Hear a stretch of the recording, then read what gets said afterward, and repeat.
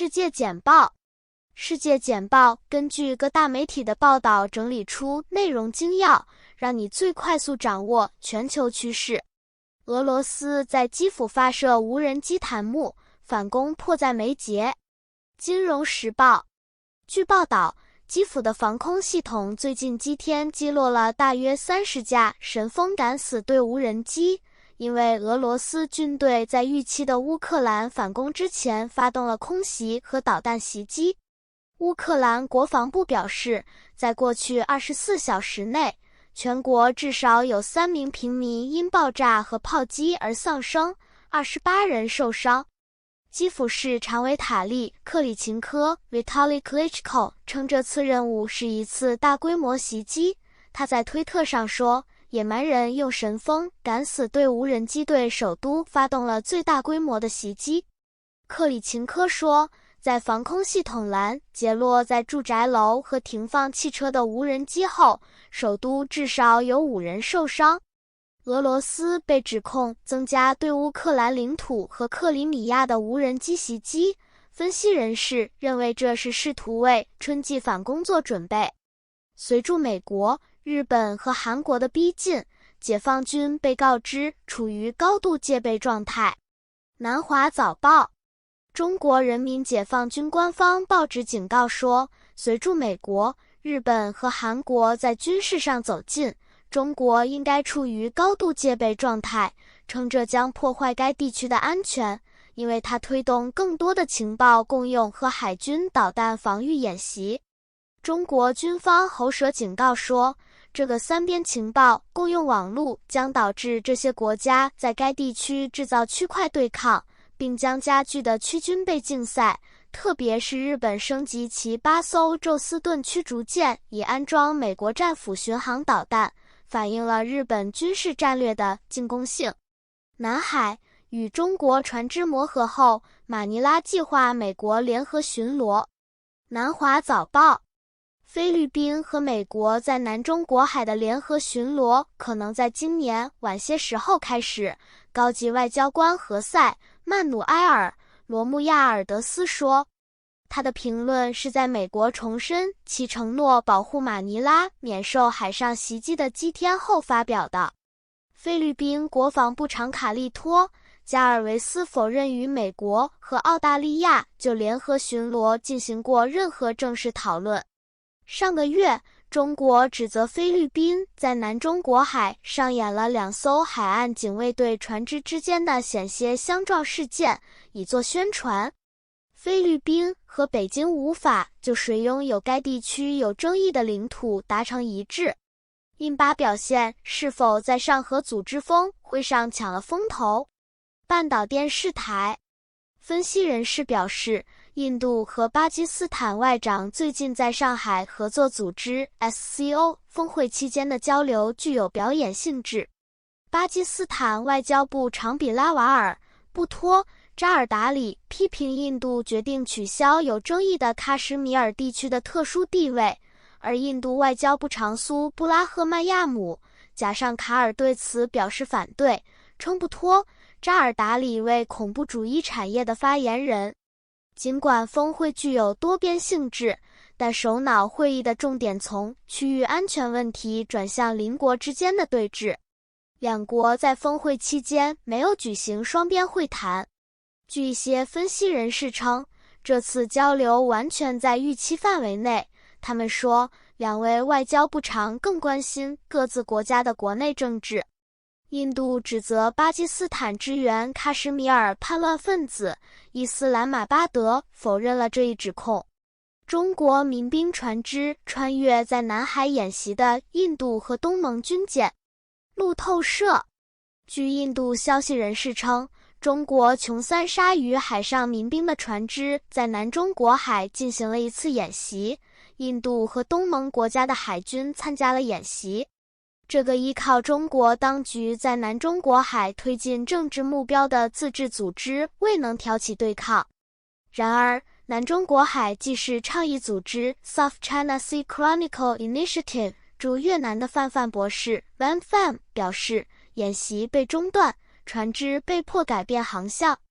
自去年两国边境发生事件以来，中国和印度之间的关系已经恶化，造成生命损失。正是俄罗斯袭击的随机性粉碎了第聂伯河岸边的神经。英国《每日电讯》对乌克兰边境城镇贝里斯拉夫的炮击似乎没有模式，居民永远不知道炮弹何时会落地。该地区是俄罗斯和乌克兰之间沿着第聂伯河延伸的180英里边界的典型代表。虽然军事活动似乎有限，但局势仍然紧张和不可预测，不太可能协同渡河攻势。中国首次南非玉米运输反映了美国多元化的推动力。南华早报，中国最大的食品制造商、加工商和贸易商中粮集团 COFCO Group 已从南非进口了第一批饲料玉米，以减少对美国和乌克兰供应商的依赖。中粮集团进口了53000公吨饲料玉米，它更喜欢从南半球国家采购玉米，以抵消全球季节性和地缘政治紧张局势加剧的影响。海关数据显示，中国去年进口了2060万吨玉米，美国占进口量的72%。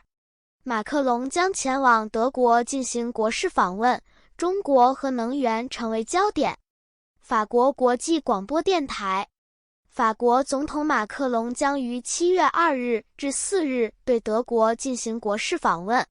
这次访问首次受到法国总统弗兰克·瓦尔特施泰因迈尔的邀请，将是23年来法国总统的首次访问，并将庆祝两国在爱丽舍条约60周年双边关系中的牢固关系。德国外交部长安娜莱娜·贝尔伯克 Annalena Baerbock 本周将前往巴黎为访问做准备。尽管法国和德国在核电和台湾未来等问题上存在分歧，但德国当局否认最近出现了任何重大分歧。蓝轨会让劳动力市场保持热度吗？金融时报，布鲁金斯学会的新研究发现，许多美国工人，特别是受过教育的男性，工作时间比大流行前少。虽然低工资工人增加了工作时间以跟上生活成本，但受过高等教育的男性，主要是收入最高的10%，工作比以前少了。其中一些归因于远端工作，消除了日常通勤，从而占用了一些工作时间。然而，其中一些显然也归结为人们重新评估他们的个人优先事项，尤其是在经历了大流行期间更好的平衡的好处之后。受过高等教育的男性和年轻一代，包括男性，倾向于在个人生活中灵活的工作，导致首席执行官担心未来的工作力短缺。一些公司似乎正在考虑开箱即用的方式来适应超级灵活的时程表，例如创建可以在白天或晚上的任何时间处理任务的平台。其他人则在谈论在生成式人工智慧上投入更多资金，以取代人类员工。你问，2024年共和党有希望的人在乌克兰的立场如何？华盛顿邮报，共和党对乌克兰的支持问题正在分裂共和党总统候选人，并可能成为即将举行的选举的决定性问题。民意调查的领跑者前总统唐纳德·特朗普和佛罗里达州州长罗恩·德桑蒂斯认为，进一步支持乌克兰不是美国的首要任务。然而，前联合国大使尼基·黑利和前副总统麦克·彭斯认为，支持乌克兰是一项切身利益，也是一场美国必须赢得的自由之战。更多伊朗女演员因不戴头巾而被传唤。半岛电视台，两名伊朗女演员 Baran Khosari 和 Shahid Dagan 因违反头巾法而被伊朗司法部门传唤，因为他们在参加演员和书籍活动时没有完全遵守该国严格的着装要求。这些案件是在对 Fatma Motamadaria 和 Afsaneh Begum 提起司法案件之后发生的。随着反对该政权驻庄法的抗议活动增加，政府也努力阻止日益增长的不服从行为，包括监控智能摄影机、威胁逮捕那些不参加司法听证会的人、扣押车辆和关闭企业。日本的区域和全球领导地位。外交官。日本积极主动的外交政策由首相岸田文雄领导，他面临执政的自民党保守派的压力，以及来自中国军事现代化、朝鲜核导弹能力改进以及俄罗斯对乌克兰的军事侵略的国际压力。岸田3月对乌克兰的突然访问表明，日本承诺反对以武力改变现状和支援基于规则的世界秩序的企图。而日本即将担任的7国集团轮值主席国将强调集体反对此类行动的重要性。日本的目标是维持基于规则的国际秩序，并防止中国主导该地区。一瓶葡萄酒拯救在澳大利亚内陆迷路的禁酒女人。英国每日电讯。来自澳大利亚的不喝酒者 Lillian IP 在一个偏远的地方生存了5天，只有1瓶酒可以喝。叶女士前往维多利亚州森林茂密地区的达特茅斯大坝时，她的车被卡住了，由于健康问题，她无法徒步返回文明。她的家人发出警报，她最终在洋基角赛道附近被发现。警方赞扬叶刘淑贤留在他的车上，没有在危险的丛林中徘徊。反对派人物在土耳其关键选举前被石头砸中。英国每日电讯。伊斯坦布尔市长兼副总统候选人埃克雷姆·伊马莫格鲁 Ekrem İmamoğlu 在即将举行的选举前的一次集会上遭到石块袭击。在当地埃尔多安结盟的当局试图用公共汽车堵住广场之后，反对派集会被移动。当集会开始时，他遭到身份不明的袭击者的袭击，砸碎了 İmamoğlu 面包车的窗户，造成7人受伤。这次袭击被比作60年代和70年代土耳其军事政变期间的政治暴力。执政党司法部长谴责这次袭击，但拒绝谴责埃尔多安先前对反对派的侵略性口头攻击。越南要求社交媒体用户验证身份。路透社。越南可能会强制要求本地和外国平台的社交媒体用户验证其身份，作为将于今年发布的电信法修正案的一部分。该措施旨在遏制使用社交媒体进行在线诈骗，使当局能够更轻松地追踪罪犯，无论他们是使用国内还是跨境应用程式，如 Facebook、YouTube 或 TikTok。然而，目前并非所有供应商都越南提供身份验证，该法规需要立法者的批准。土耳其活动家奥斯曼·卡瓦拉监狱专访。德国之声。企业家、民权活动家和慈善家奥斯曼·卡瓦拉 Osman Kavala 因涉嫌参与2013年该起抗议活动于2022年4月被判处终身监禁。他在接受德国之声书面采访时提供了对他在监狱中的日常生活、对他的指控以及他对土耳其政治变革的希望的见解。卡瓦拉被指控组织和资助抗议活动。抗议活动最初是反对建造购物中心，后来扩大为抗议总统雷杰普·塔伊普·埃尔多安政府的抗议活动。卡瓦拉坚称自己是无辜的，并暗示他的监禁是一种策略，以保持指控的有效性。